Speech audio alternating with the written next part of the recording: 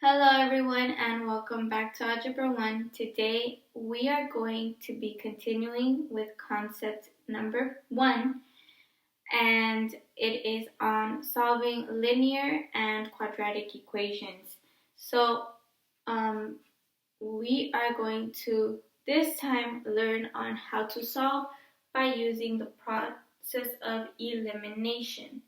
Yesterday we went over graphing, today we're going over elimination. Okay, here we have our two equations. Our top equation is the quadratic equation and our bottom is the linear equation. Now, to use the process of elimination, we're going to start off by getting rid of our y and making it equal 0. How are we going to do that? We're going to eliminate it. How? Subtracting both equations, one from the other. Okay? So let's keep the order that it's in as such, but let's rewrite it a little differently. Matching each number with its like factors. Let me explain how. So we have y equals negative x squared plus 39x plus 64. Okay, pretty standard, right? But our linear equation does not have an x squared. So we would just leave this space blank. So we would write it a little differently. We would write y equals, leave this space blank, 20x plus 124. Now, like I mentioned before, we're going to be eliminating our y, meaning we're going to be subtracting this equation from this equation. That'll get rid of our y and give us 0 equals. Now, we're subtracting negative x squared from 0, so it stays negative x squared. Then we're subtracting 39 from 20. 20 would be our negative number in this case, and 39 is our larger number. So we're subtracting it, and our answer is going to be positive. It'll be 19. Then here we have a 64 and 124. Again, we are subtracting, but in this particular part, our bigger number has the negative symbol in front of it.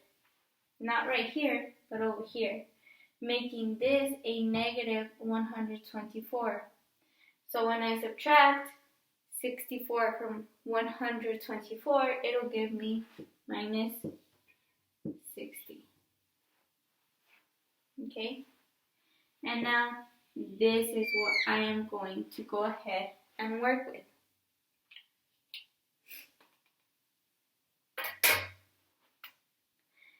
Now that we have this, what we're going to be doing is factoring out our greatest common factor. Okay? Now I made some space in order to write everything down, so make sure you do too.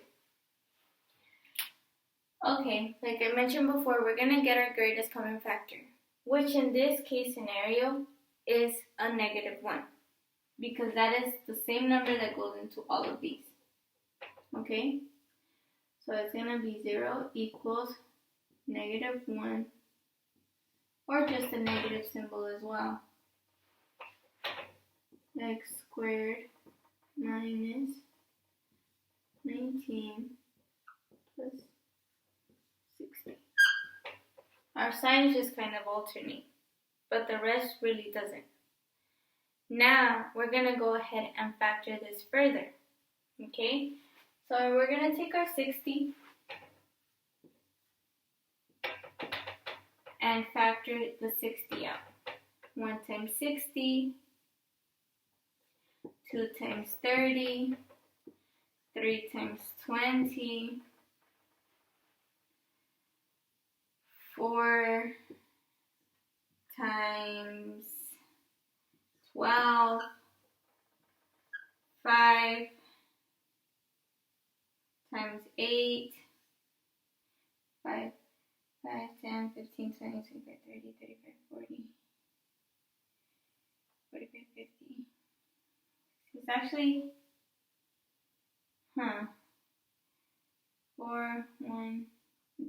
it's 4 times 15 and 5 times 12. Okay.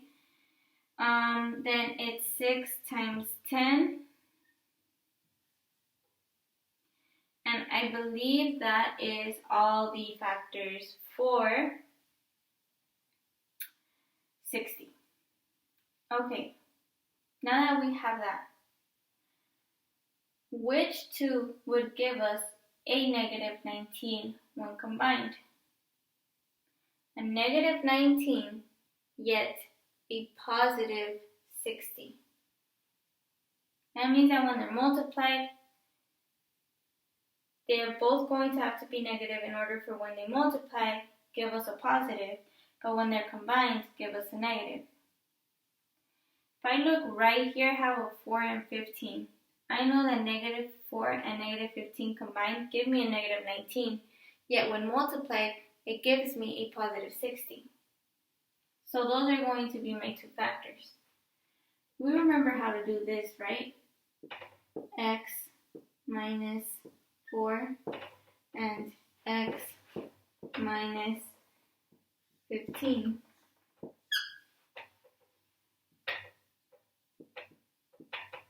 So 0 equals negative this one and this one. Okay?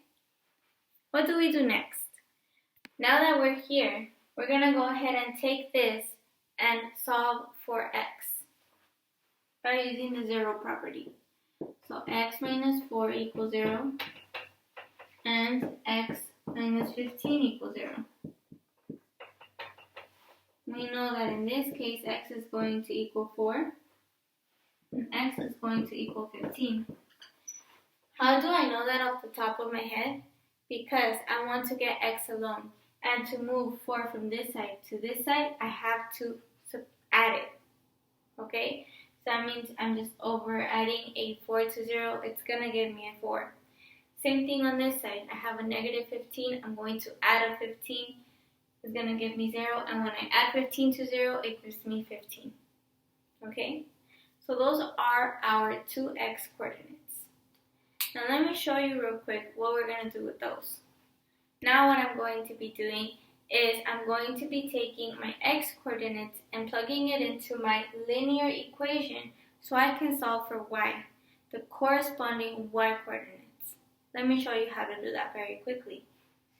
We're going to take 4x and replace it with x from this equation right here. So let me start over here. Y equals 20 times 4 plus 124. Okay, pretty simple math. We have y equals 20 times 4 is 80 plus 124.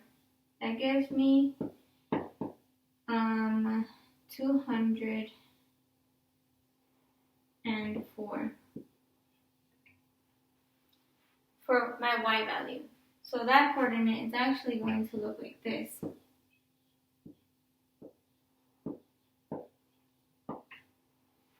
Okay, there's one of my solutions. Now, let's do the same thing, but this time with 15, so I can find my second solution. And I'll write that one down here. So, I'm going to use the same linear equation, 20 times 15, and plus 124. Okay. Now, I'm going to multiply 20 times 15. That actually gives me 300 plus 124. Therefore, the value of y is 424. So this solution will look like this.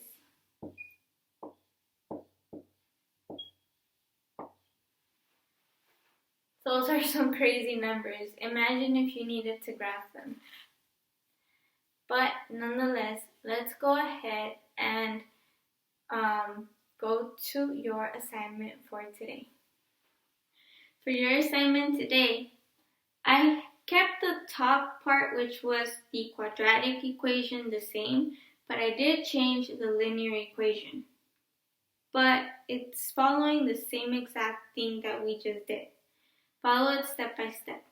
So as I always say, it's better to write each step out to make sure you don't miss any. Be very mindful of your signs. Don't forget about them. If you have any questions about anything else, please don't hesitate and ask. I'm here to help.